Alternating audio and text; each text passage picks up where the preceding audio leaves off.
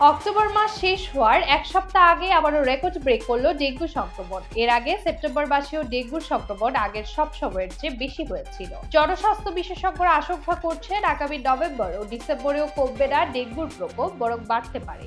সেই সঙ্গে আগামী বছরেও দেশ ডেঙ্গু থেকে পুরোপুরি মুক্তি পাবে না বলে ধারণা করছেন তারা।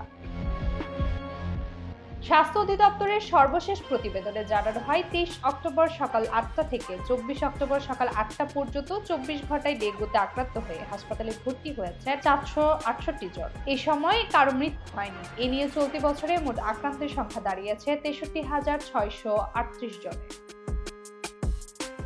আক্রান্তের মধ্যে 61.5% পুরুষ এবং 38.5% নারী। চলতি বছরে মোট 60,737 জন রোগী হাসপাতাল থেকে ছাড়পত্র পেয়েছেন বলে বিজ্ঞপ্তিতে উল্লেখ করা হয়েছে। একই সময়ে ডেঙ্গুতে মৃত্যুর সংখ্যা বেড়ে দাঁড়িয়েছে 299 জনে। 2024 সালে মৃত্যু হয়েছিল 575 জনের।